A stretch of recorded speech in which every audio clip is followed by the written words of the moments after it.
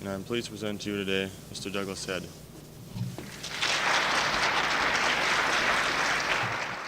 Thank you very much, Greg. To President Anderson and Absentia and to the students and faculty at Augsburg, it's a great pleasure for me to have this chance to be here with you this morning at the convocation. What I thought perhaps I'd do is just talk for a few minutes, and then perhaps we can kind of get into the question and answer period and discuss what is relevant to you and on your mind. I am very pleased to be invited to be here with you at your convocation.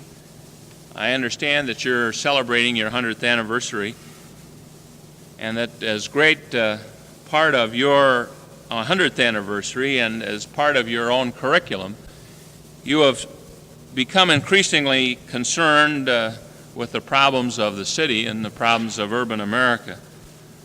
So you have the opportunity, being a college located within a large city, to be a laboratory, studying the techniques and problems and methods that are involved with the development of the city. And I think that this opportunity to be relevant and to kind of study problems and programs is one that is afforded to very few students. I've been very impressed with your own faculty's efforts to develop new programs, new curricula that will be relevant, that will take you into Minneapolis and into the problems that this city has. I hope that you will be motivated to participate in governmental effort, both as a citizen and hopefully as an elected official, because you can have a great effect and can make a difference. It has been suggested by a number of the persons that invited me that I talk a little bit about the problems and priorities of the 70s. And this takes us into a little longer range viewpoint of our problems as we see them today. And I'll be most happy to discuss with you some of the problems in the question and answer period that we are facing with the Vietnam War, which is, I think, the most immediate #1 national priority.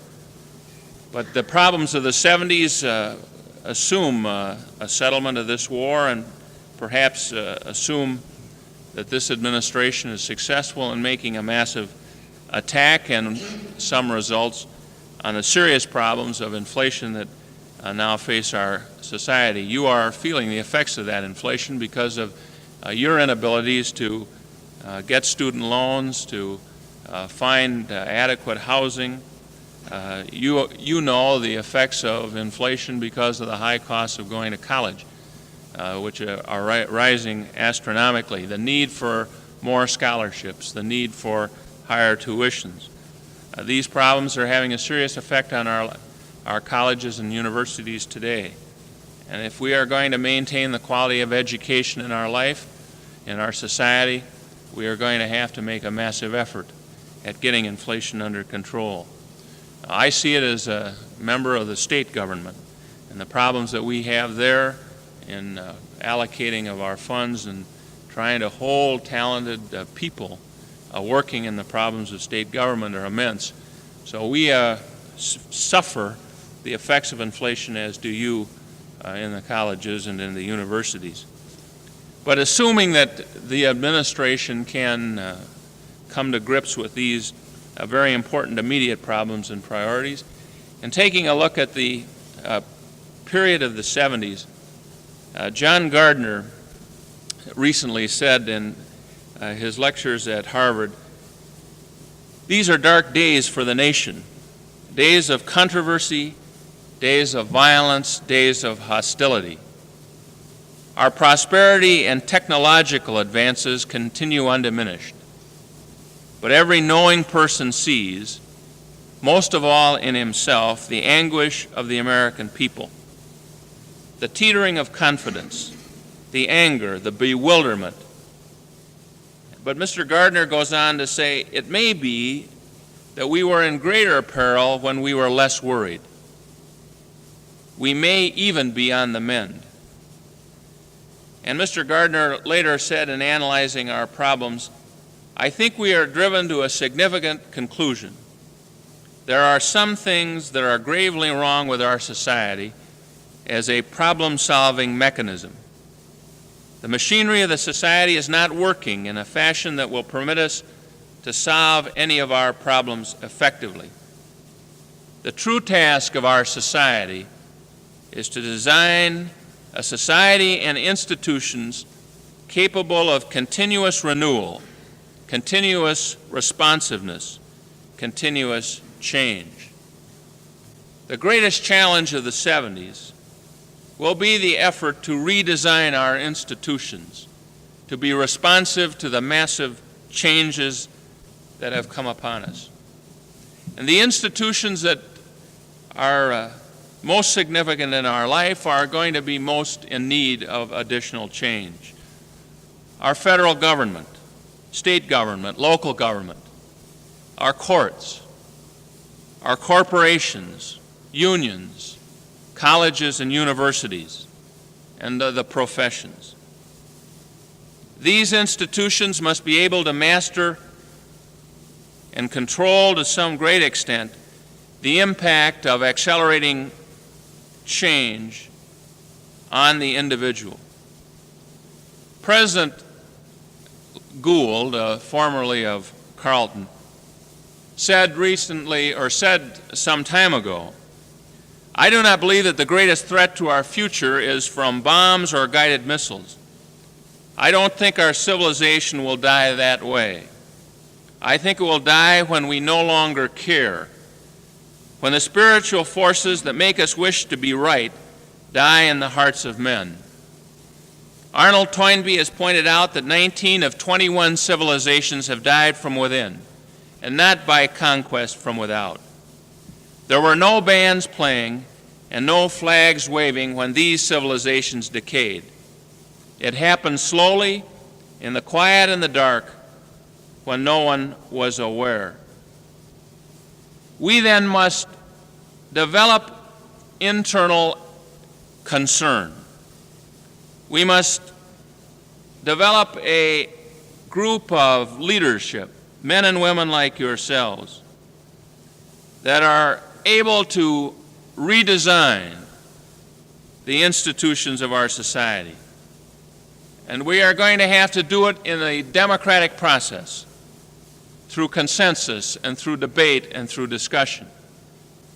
So the challenge is not only to redesign and to bring change to our society, but to do it in such a way that the very vital social fabric of the society is not torn and ripped asunder, so that we have vast debates and differences that escalate into the streets, as did the debates and differences in Nazi Germany in the 30s. And in redesigning our institutions, we must make priorities and commitments to certain key problems. And among these are the problems of protecting and improving our physical environment and the redesigning of our urban environment. Now, you were at Augsburg interested in the redesigning of our urban environment. I'll talk for a moment or two about the problems that we are going to face in the 70s, about the protection of our physical environment, because this is quickly becoming a vital question of our own survival. We have come to the recognition that urban man is now enjoying the fruits of an industrial age, but has so polluted his environment that his very existence is threatened. It would be a mistake to find that the solutions to the environmental problems are easy, are simple, or that they can come from finger pointing at one group or another. It is easy to say it is industry's problem, or it is local government's problem. But I share the wisdom of that contemporary philosopher Pogo when he said, "We have met the enemy, and He is us. The problem of pollution, the problem of environmental protection, is a problem of all of us. We are the great polluters of our environment. We as human beings, as waste-producing machines, and we as users of automobiles and transportation facilities, we are the polluters. And we must develop a concept that in order to make a change in our physical environment, we have to recognize that we must make a change in our own approach to the problems of environmental protection and control. We know here in Minnesota, we recognize the problems of the Minnesota River and the Mississippi River. We have been told that it's unsafe in various parts of the river down in southern Minnesota. We recognize the pollution of our air. We read in this morning's paper, Mr. Wick of the Minnesota Pollution Control Agency pointing out to the city of Minneapolis that the incinerators run by our own city of Minneapolis are one of the great polluters of the metropolitan area, and that we in the metropolitan area through air pollution, burning of incinerators are putting between 16,000 and 20,000 tons of pollutants into the air annually. We recognize the screaming jets and the ominous jackhammers that produce noise pollution in our society right here in Minneapolis. So we find that pollution is a part of our industrial society. It has been an inevitable price that we have paid. Now there are some that would suggest that the protection of the physical environment is going to be virtually impossible, or depends very much on our willingness to turn back the industrial revolution. I find that this is only a half-truth, that we can as a nation and as a state make a massive and successful effort at change. But as Mr. Gardner points out, we must change our priorities, we must change our institutions, and we must ourselves change our own lifestyle. Our willingness then to change ourselves and to bring change to our institutions will be the measure of our ability to control pollution, not our ability to point the finger at someone else, but the ability and the willingness to ourselves bear the responsibility. How do we do this? How can we combat this pollution? What steps must we take? Well, first of all of us must recognize the cost. We have benefited from pollution. We've received those benefits, every one of us sitting here. We've received the benefits by dividends if we've invested in stock. We receive the benefits as students because contributions pay a part of the tuition of our institution. And those contributions come from industrial corporations and persons who have made their money in an economic society. We benefit by wages. We benefit by salaries. We benefit by lower prices of the products which we bear. We benefit by lower taxes. All of these are economic benefits that industrial man has received from pollution. Now we have to recognize that if we are going to make a commitment to change the institutions, we have to pay an economic price.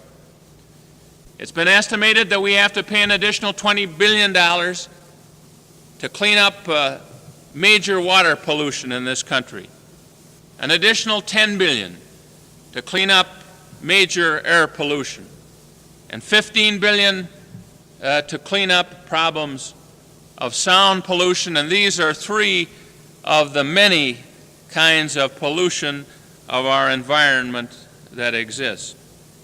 these would be massive commitments. Now, we know and understand that the Vietnam War is costing us $30 billion every year. And upon the settlement of that war, the revenues that will be available must be redirected. And we must reevaluate our military priorities and commitments to channel, to channel funds to pollution control and to other urban problems and concerns. So we know, first of all, that we have a massive cost which we must pay. And secondly, we must know that we stand to pay that cost in higher taxes and in higher prices of products. We cannot escape that economic commitment if we are to resolve the problem. And as I have mentioned, third, we must agree that government has to make a massive investment. The federal government has to make massive investments, state governments, and local governments. It is not going to be enough to have total reliance on any one area of government effort. Fourth, we must make a commitment to enforcement. The Pollution Control Agency has established rules and regulations, but these rules and regulations will be themselves meaningless if we cannot or are not willing to enforce them. And they have to be enforced uniformly on all, not just on the large corporations. They have to be enforced on the citizen who wants to burn his leaves. The citizen who says, why, sure, we can clean up air pollution by making an effort to do something about the chemical plant, but is not willing to make a commitment to rake the leaves and put them in a bag, but wants to continue to burn them, is refusing to make his own personal, individual effort and commitment himself. The rules apply to somebody else, but not to him. And this enforcement must be uniform, must be within legal bounds and legal processes. The enforcement must come over a period of time because corporations have made massive investments in reliance, and it will be virtually impossible to make immediate changes. We have to recognize that time can be and properly should be given to make the adjustments and the changes. But this time can be and should be under strict court supervision or agency supervision.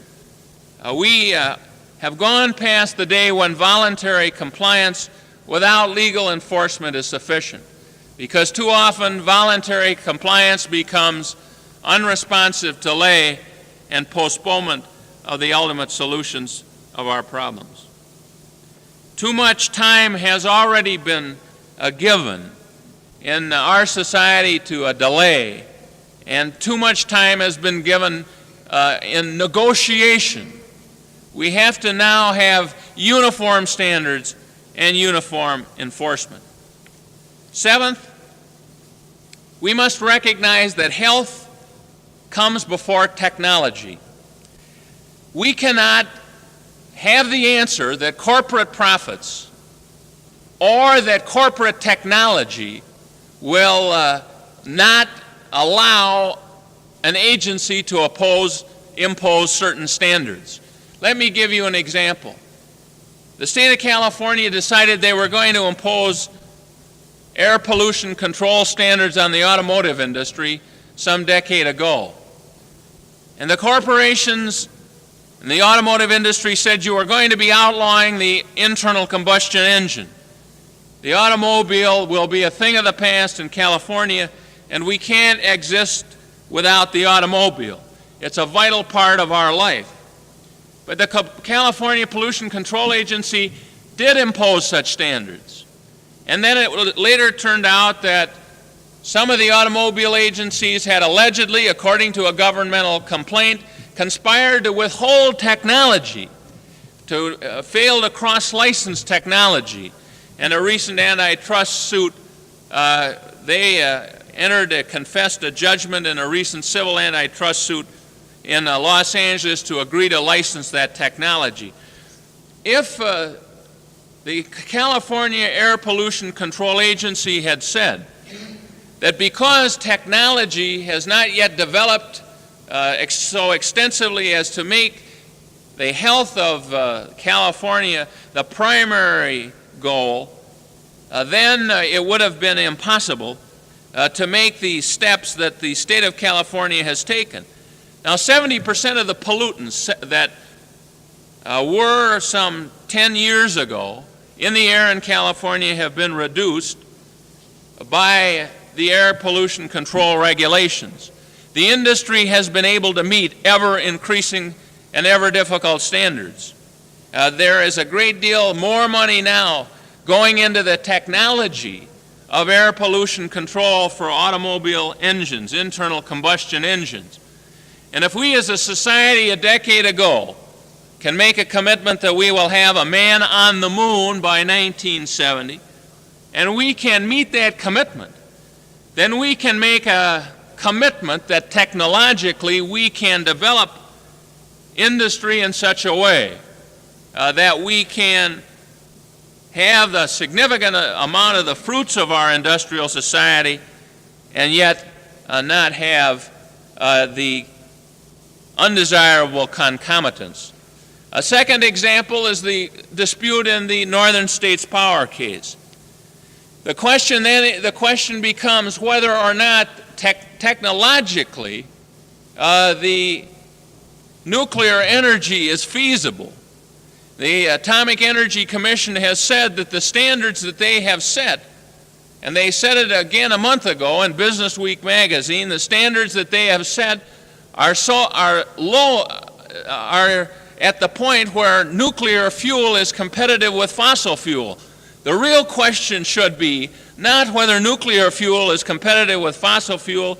The question should be, is the health of the community properly protected? That then is the number one question, and the economic and technological questions come second. Eighth, we must bring private leadership and private lawsuits to bear on the right of protection of our environment. There has already been an antitrust suit started by private agencies in the state of California for violation of the antitrust laws. And I would expect to see additional private lawsuits develop in our nation, and I believe that they will be a sound impetus. 9, we must bear at public expense certain control devices. I believe that we as a society do have a societal stake in the problems that have developed. And therefore, I have no problem with advocating tax credits, which would allow industry to make a rapid effort to eliminate pollution control. The original eliminate pollution. The original investments in many cases will be in the tens of millions of dollars, and on occasion, as was shown in the state of Michigan, where a paper company had to go out of business because the standards were such that they could meet them, on occasion the investment is going to be even more substantial. It is perfectly proper that tax credits be borne by the public, because, after all, to a great extent, the public has encouraged and allowed the development of industry and has granted them the use of public facilities, including the air with which we must breathe. 10th, we must develop imaginative economic incentives for pollution control. I believe that a possibility that should be explored is to tax emissions from air pollution, air pollution emissions. This would give a sort of an economic incentive in pollution control and bring the profit motive to bear. In other words, the more sulfur you put into the air, the higher tax you would pay, and the more impetus there would be to bring economic control of this problem. And finally, we must recognize that although we can go too far, too fast in our efforts we must build into our entire system the desire for change, the thrust, and that our society has not yet gone too far, too fast in attempting to cope with the problems of environment. Sure, we recognize that there are problems of alternatives. We recognize that the day of absolutely perfect water may well have disappeared. But still, we can, by establishing standards, improve tremendously the qualities of the air and the quality of the water, and this is the direction in which we must go.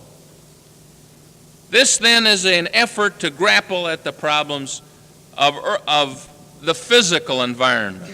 And the problems of our urban environment are equally as difficult. Again, I would suggest very briefly 4 thrusts that we must bring. First of all, a sense of decentralization to the problems of urban planning and urban management. Mayor Lindsay, who was reelected yesterday, has brought into New York this whole problem of decentralization of the schools.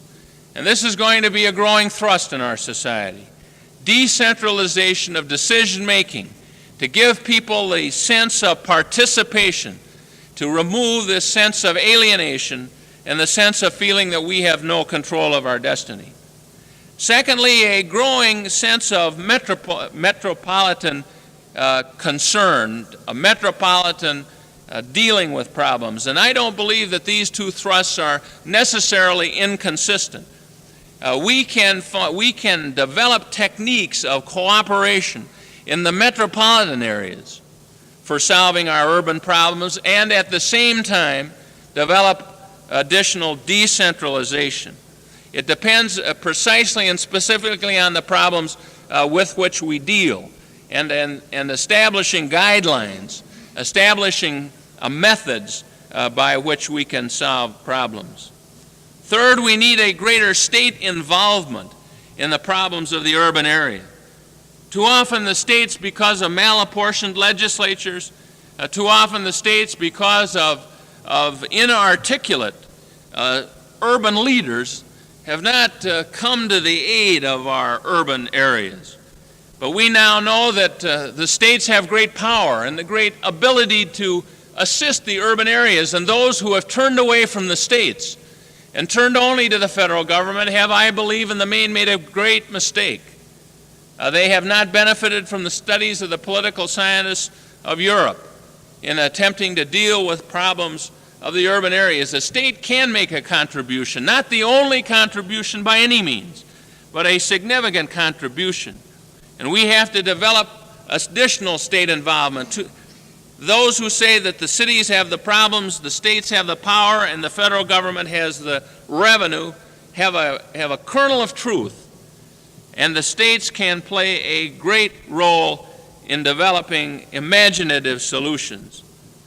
We can, through the federal government, establish guidelines and establish systems by which states and metropolitan areas grapple with their problems. And I support strongly the concept of revenue sharing, which will return to the cities, because it has a pass-through effect, and to the states some share of the federal revenue. And block grants can develop on the state level leadership, which will allow the state to become itself involved in urban problems. The federal government then, rather than trying to directly administer literally thousands of programs for the large cities, ignoring the urban problems of many of the middle-sized and smaller cities, can establish national guidelines and can work with decentralized decision makers in states to make sure that their goals and objectives are achieved by states and by metropolitan areas. The decentralization efforts of very large corporations like 3M, which have decentralized decision making on the one hand and centralized goals and objectives and information sharing on the other, are a good guideline by which we can follow efforts at federal and state and local relationships, a cooperative effort.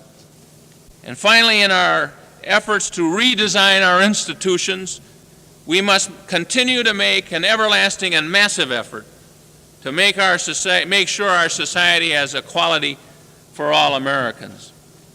Black Americans have begun to change the concepts of white Americans toward themselves. And quite clear has been the clarion call that the time has come to study white America as well as to study the problems of black America. And we must, through our institutional changes, eliminate the institutional biases and prejudices which have developed.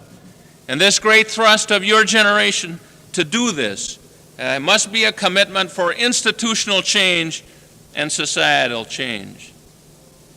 Now, this great effort to remake and remodel institutions is going to be done in the main in the political arena.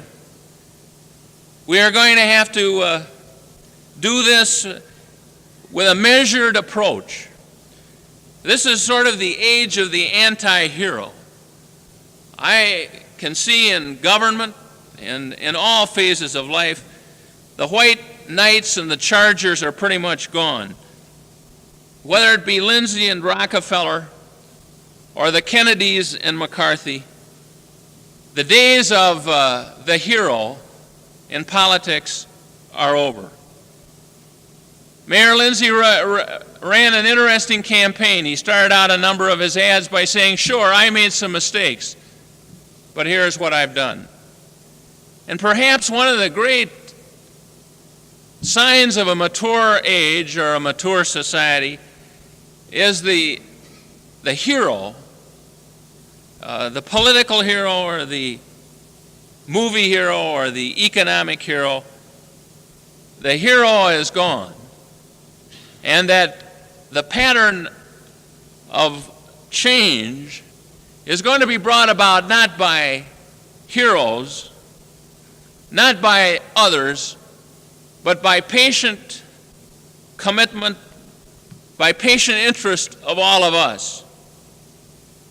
We must recognize that we can't leave it to somebody else.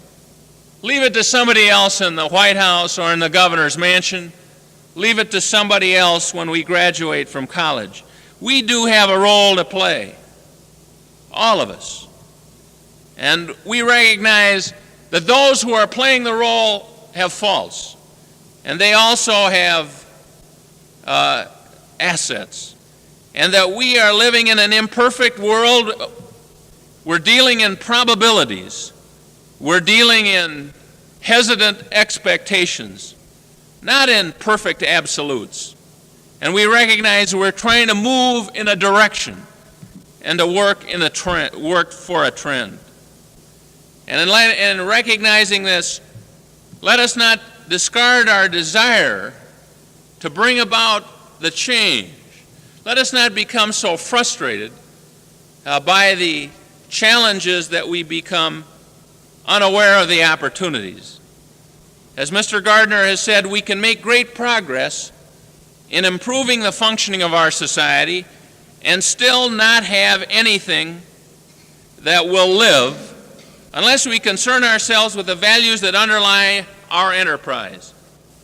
If society believes in nothing, it does not generate in its members a sense of moral purpose.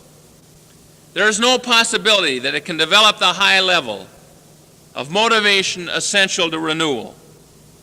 We have, in the tradition of this nation, a well-tested framework of values: justice, liberty, equality of opportunity, the worth and dignity of the individual, brotherhood, individual responsibility. These are values supremely compatible with social renewal. But our problem is not to find better values, but to be faithful to those we profess, and to make those values live in our institutions. This we have yet to do. Thank you very much.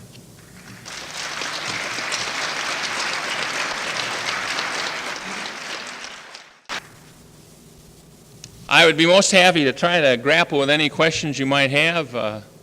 Fire away. Yes. No, as to the revenue sharing, I believe there would be no strings whatsoever. attached. Revenue sharing would be a certain percentage of federal revenues would go back to metropolitan areas and to states, to all urban areas of all kinds. And it would be given on a percentage or a proportion of the amount of taxes that the individual community raised and also the population that the individual community had. So it's based on two factors, the number of people and the tax effort made by the community.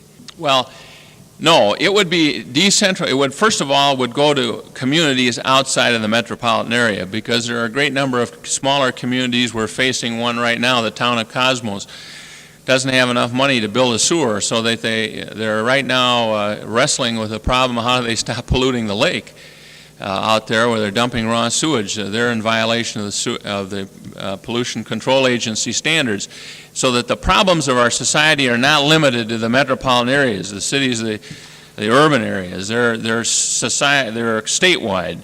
So the money, this portion of the funds would go to individual units of government, would not just go to metropolitan units of government. But there are, under this conception, this would not eliminate the categorical aid programs, which I believe should be consolidated, nor would it eliminate the federal guidelines and federal standards, which I believe are going to have to be set in almost every single area. And as you see, we're setting federal guidelines and standards in the Crime Control Act. We're setting guidelines and standards in pollution. We're setting guidelines and standards in welfare and so on. You know what I mean? But what I'd like the federal government to do would be to more involve itself with the total planning efforts, and rather than try to manage on a direct basis specific urban projects within a metropolitan area or within a city, because that management effort is so exceedingly difficult from a centralized governmental level. And that by decentralizing the management function, the federal government can increase its ability to set the goals, the standards, and the objectives, and to monitor the state planning agency as it is doing with the Crime Control Act. If it can bring, technical assistance and help, sure, the money has to be spent. There cannot be discrimination in the expenditure of funds. This type of restriction is built into the guidelines and the standards, so that funds can be withheld when the guidelines and standards are not met. Yes. The question was, how do I feel about President Nixon's speech on Vietnam? The speech did affirm, for the first time as president, that Mr. Nixon had a specific and definite plan for withdrawal of troops from South Vietnam. And I'm very grateful that he has affirmed this. He said that he was unable to make any public announcements as to the measured approach of the withdrawal. I was sorry that the President did not feel that he could announce specific troop withdrawals in addition to the 60,000 that he already announced. As to the pace of the plan, which I think is the major concern, as to the pace of the plan, we are just going to have to wait for the next few months to evaluate it, to see how it develops, to see if there are immediate if there are additional troop withdrawal announcements. I have urged that there be a monthly withdrawal of troops, something between the nature of 20 to 35,000 troops a month, gradually over a period of between, that would stretch out between 12 and 24 or 5 months. In other words, there's a range there. And I have felt that this kind of measured and systematic withdrawal is the way this should go. As to whether or not this is the plan that Mr. Nixon has, it's hard to say, because we're just going to have to kind of wait and see. Yes, I'm sorry I'm not getting all your question, but let me see if I can reword it and you tell me if it's right or wrong. The question is it economically feasible for NSP to meet the Pollution Control Agency standards? Or would the state have to subsidize in some way the rates? If they couldn't meet the standards, would the state subsidize them until they could? Number one, this is not the kind of state subsidy I would be talking about. I would be talking about a state subsidy in terms of tax depreciation, tax credits for pollution control devices of an existing industry or an existing plant that had been built in reliance upon previous on previous commitments, or on some specific new pollution control device that is put in. Number one. Number two, the question is, can NSP competitively meet the standards? NSP has indicated that it is technologically feasible to meet the standards that have been established by the Pollution Control Agency. I don't know whether it is technologically feasible for a nuclear plant to eliminate all discharges into the air, into the water of nuclear energy. I'm not certain whether that is technologically feasible. It perhaps is over a short period, but there's a question as to whether this is sort of the tea kettle effect, whether you put a stopper in a tea kettle and whether the tea kettle builds up steam. And I have not, the technological advice that we have is different on that question. But technologically, apparently NSP is able to meet the standards established by the Pollution Control Agency. How much additional cost per kilowatt hour the NSP has never released, but technological experts have said that they felt that this would not make energy produced by nuclear devices uncompetitive with fossil fuel energy. Although, as you know, the new plant that is being built by Ottertail Power and a couple of power companies in North Dakota is using lignite. So there are all sorts of different types of fuel used to produce power.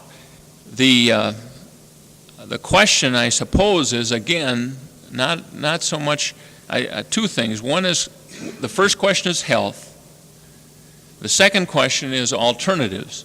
In other words, having once established that we are going to need the electricity, and we need every 8 years the need for electricity in our nation doubles.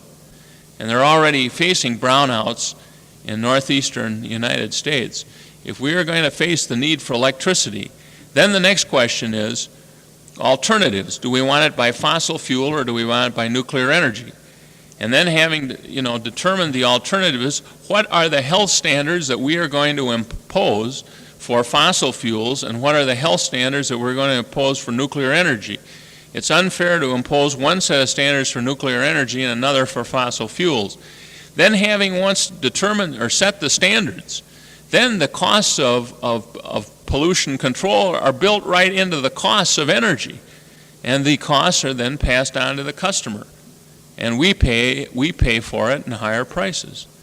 And it would be very deceptive if I was to say that we can control pollution in this society without raising prices or without raising taxes. It can't be done. And that's one of the reasons why there has to be a unity of approach. In other words, why we have to apply these standards and enforce them on a unified basis. Yes. Well, I think it's hard to evaluate. I would say we feel our chances are 50-50. We were pleased. We got a little later start than Congressman McGregor, and I think we're picking up steam. Huh?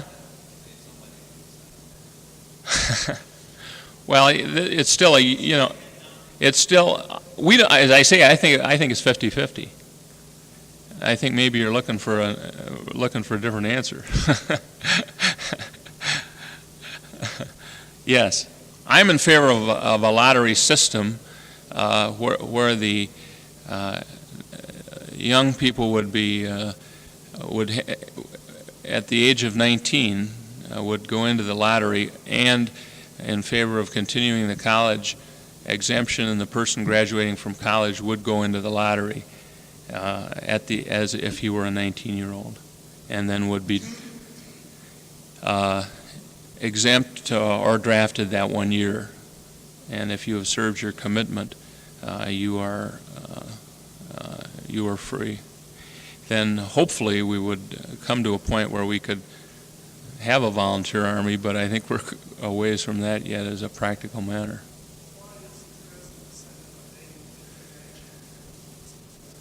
Well, there is quite a significant debate in the President's Senate, and Senator Kennedy feels that he said that there should be a more total overhaul of the draft system. Then no, as you can understand, I'm not a strong advocate of Senator Kennedy. I was trying to explain why the Senate wasn't taking action. If I were in the Senate, I'd oppose him on that point, disagree with him strongly. Yes.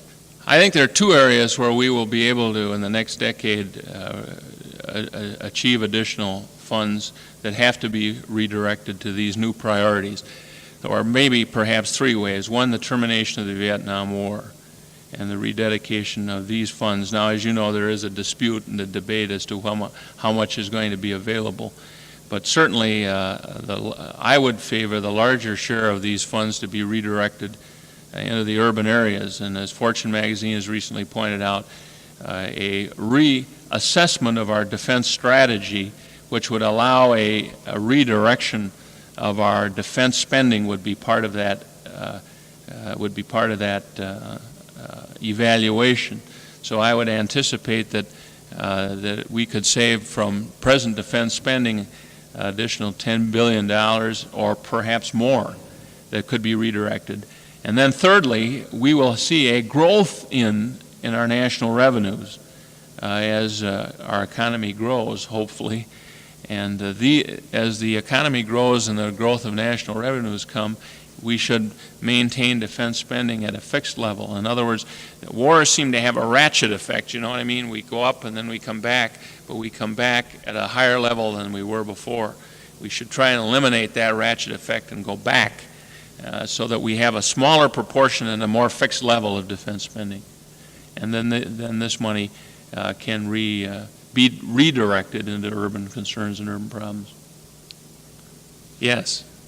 How do I feel about the Nixon proposals for revising the welfare system, and how do I feel about a guaranteed income? I support the Nixon proposals for revision of the welfare program. I think it's a massive step in the right direction, as the saying goes, and an effort to provide for a reorganization of the welfare system and to provide economic incentives for work. And I think at the present time in Minnesota, because of the way that we work our welfare system, we would not see any great increase in assistance to our state. But if we are moving in the direction of this reform, what it will do is it will provide a new approach for welfare, and that it will be in effect. I suppose it depends on what you call it, an income maintenance rather than an income guarantee. But I believe that this is an important thrust, and I would support it, and hopes as time goes on that the industrial states will receive benefits through additional federal participation in the costs, where Minnesota is not receiving those benefits under the present proposal nearly as much as other states. But with the new standards that have been established by the Supreme Court, and the residency standards, that have been established are out the window. We are now moving towards very much a national welfare program, and this is a step in that direction. In other words, to put a national floor, which I think is going to have to come, should come. Yes. Well, I supported the efforts to place a man on the moon. I think that was an important step forward. I do not share with those who believe we ought to put a high priority on placing a man in Mars, and I would think that kind of commitment would be probably economically excessive, but that we can still have a measured space program without such ambitious and perhaps not scientifically necessary objectives. But in any event, it should be stretched out rather than attempted to be done in a very limited or finite period of time. We have to redirect, I believe, a great amount of our national effort at our urban problems and our domestic problems. Well, this is, of course, what revenue sharing does, is it takes revenues from all areas and places it, or returns it into areas of need. I don't see any great effort now at abolishing city lines. I mean, you're going to have city boundaries. The only way that has been suggested for redistributing tax base, which has got, I think, some, there's all sorts of different kinds of tax base. There's sales tax, which a large share of which, you're thinking that city problems are just financed are just financed by real estate tax, but real estate is only a small proportion of the tax base. Actually, the tax base is composed of sales tax and real estate and income tax, excise taxes, and there has been probably a very significant redirecting into the cities in Minnesota through the sales tax, because that was in effect a redirection of sales tax revenues, or a new tax base to go back to schools and to reduce the burden on real estate taxes, allowing the local units of government to pick those up. So that's one way of redirecting. Revenue sharing is a second way of redirecting. In other words, returning revenues, national revenues, to cities and to urban areas. And a third way, which gets at the real estate problem, which is, I think, fairly imaginative, and which I supported in our legislature, is that a certain portion of a new plant that has been built, the taxes that are raised in that area would be redistributed by state law to all of the communities in the area. And this was proposed by the Citizens League.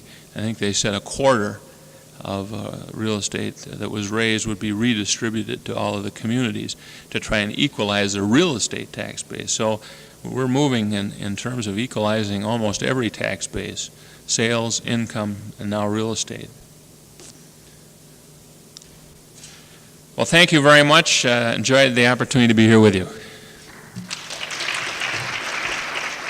If you have any further questions for Mr. Head, or want to talk to him any longer, there's a coffee hour planned for the alumni lounge.